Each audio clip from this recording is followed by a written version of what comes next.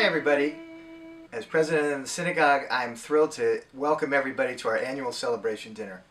I think you're going to have a great time tonight. There are wonderful opportunities to get things. There's great food, all kinds of fun to be had, and most importantly, we are going to honor the women of Sisterhood who... I wanted to take this opportunity to thank everyone for attending this celebration. I hope you have found it memorable, exciting, and elegant as I have promised. Mazal Tov to the ladies of our sisterhood. And this evening I'd like to begin by asking us to turn back the clock thousands of years to when the Jewish people were still in the wilderness, wandering through the Sinai, headed to the homeland, to Israel. And in the middle of this journey, 5 daughters, the daughters of Tzlafachad, challenged the very foundation of Israelite society. After their father passes, their father who had 5 daughters but no sons, the daughters approach Moses and say, "Give us an opportunity, an inheritance in our future. Allow us to inherit what was our father's so we can build for the future." And at that moment, when those 5 sisters claimed their place in ancient Israelite society, Jewish history was altered forever, forever affirming the place of Jewish women in our people's narrative. Now fast forwarding thousands of years later to Palos Verdes, our sisterhood, for our 50 years of existence, have affirmed the legacy of those 5 daughters of Tzlafachad through their dedication to Jewish life, to Jewish continuity, and to Jewish values. Our sisterhood has been a bedrock of our synagogue, and they deserve, you deserve, this celebration. Mazel Tov.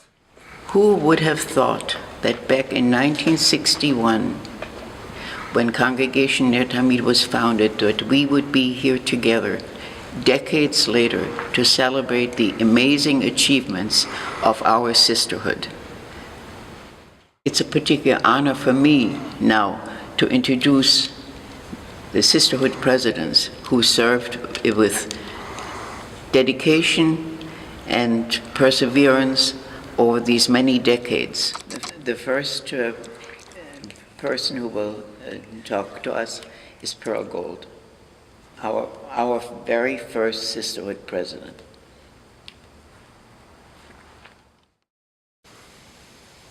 Well, you understand we started with about 12 families. So when you say sisterhood, you really mean close women. The women who worked first in the sisterhood elected me president, which meant nothing because we were all doing the same work. We knew nothing about what a sisterhood does for a shul. The only thing we did know was that we lived in a beautiful enclave. We wanted a place not only to worship, but what every Jew wants. We wanted a place to raise our children where they could learn, they could marry, they could have a community, and that was the most important thing. We met, the women cooked and raised the children, and they played at our feet while they were while we were having our meetings. It was a very close, hardworking kind of, we really didn't have a path until Rabbi and Eve Wexberg came. That was a watershed moment completely.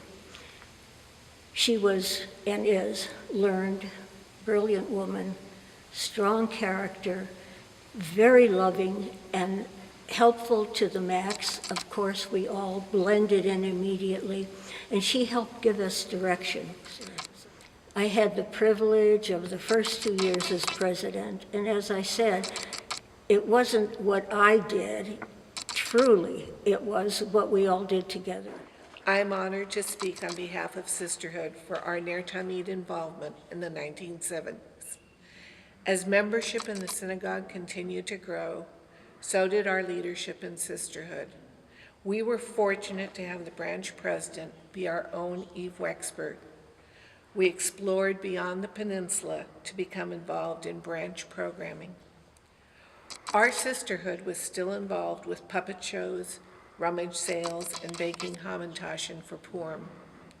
We sponsored Lag BaOmer races with ice cream for all and provided toys and babysitting for the high holidays. Every Shabbat, we were setting up our oneg and kiddush tables for the pleasure of our members. The end of the Vietnam War saw us sponsor a family from the war-torn country and help them settle in the South Bay. Under the guidance of Bunny Kaufman of blessed memory, we raised money and secured furnishings so our adopted family could feel welcomed in America. I want to now acknowledge all the Sisterhood presidents of the 1970s, Sandra Bader and Mona Schoenfeld, and of blessed memory we remember Eve Turkheimer, Shirley Yesnick, Sandy Lurie, and Myra Diamond. Toda Rabah. Women, we were all an all-age group at that point, and they bonded. The women bonded so much, and they became your friends.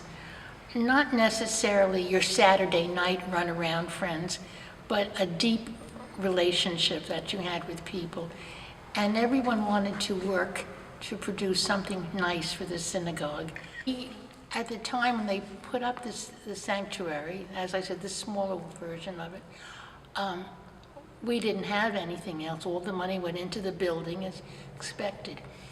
And one day, the president, who was prior to me, Myra Diamond, said, you know, we really need an ark. And I said, of course we need an ark. Everyone knows we need an ark, but an ark costs money. She says, let's see if we have money. I said, no, we don't have any money. We're Sisterhood. We don't have money. She said, let me think. And apparently, all the projects, the major projects Sister had been doing up to that time, they put the money in a bank account, but separate accounts. There was one that they had that was the Purim Carnival, and then the Hamantaschen, and then there was another one for other things. She put them all together, and it turned out we had a great deal of money, more than we imagined. At that point, she went to the president. She said, we would like to fund the building of the Ark. And they said, that's very nice. Do you have enough money? She said, well, depending on the design. The bulk of the money, this Ark, came from Sisterhood, from like, what, 20,000 Hamantaschen, 40,000 carnivals, little book sales, whatever we did, we did have the money for it. And it was truly a labor of love. And I don't know if people know this anymore. Of course, the shin is on the door, that you know. This is supposedly representing praying to God, the unevenness of the two hands going up. It was a lot of love went into it, and everybody was saying, what's happening? And it was a nice feeling. It was really a nice feeling. I was president from 1987 to 1989, and it was a very exciting time because several things were started that are here today. We knew that a lot of our young women did not want to be in a sisterhood with older women their mother's age, and some of them went out into the community to try to get together in the community. So we said, why go out into the community? Be part of our synagogue, our congregation. And so I went to the international president of Women's League.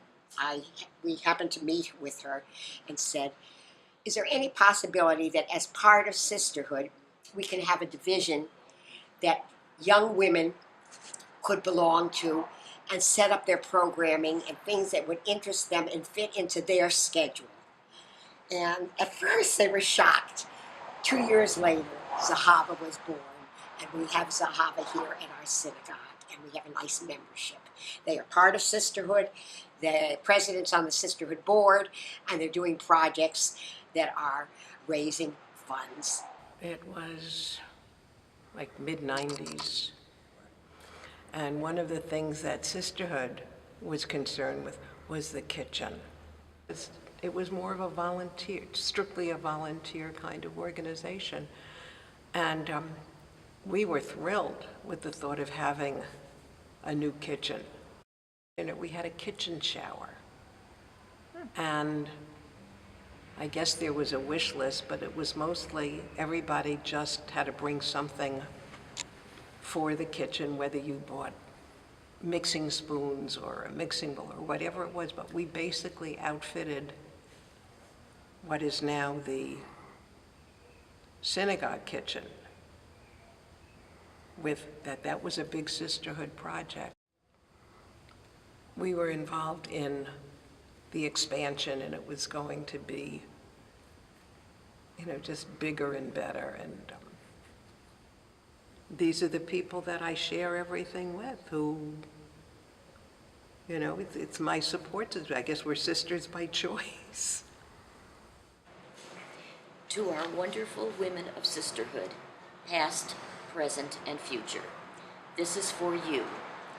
She is an inspiration. She is dignity. She is courage.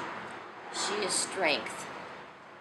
She teaches by her wisdom and led by her grace. She is a warrior. She is a goddess. She is everything in between. She is laughter. She is vibrant. She always radiates life. She is real. She is tender. She is hope. She is a wife, a mother, a grandmother, an aunt, a sister, a best friend. She is beautiful. She is amazing. She is you. It was a pleasure and honor to serve as Sisterhood President. I will always treasure the beautiful friendships we made together. Coming together as a group of women and working together for a common goal, for whatever it is. There's right now a dozen women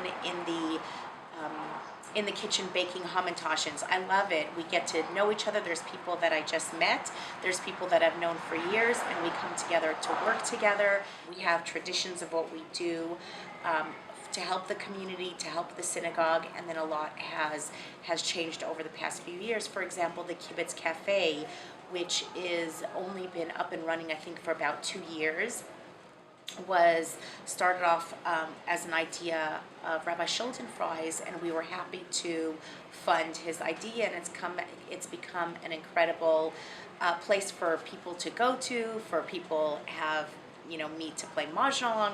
They do work there while their kids are at klal. They sit and schmooze with their friends. So it's become what once was just a room for meetings has become this great community room. Our main goal is how can we help the synagogue and our community out? What are the needs of the synagogue, whether it be from baking the hamantaschens or if we've donated money for the Pray, Educate, Celebrate Fund. We come together to do that. What is your message for the sisterhood of the future? Very much that our younger families will join Sisterhood and continue the tradition of helping out and serving the synagogue. Love, live, hold each other, celebrate with one another, and enjoy life. Keep doing what you're doing. It's probably one of the most important things that you can do in your life. We talk about breaking the glass ceiling in the government and in the world.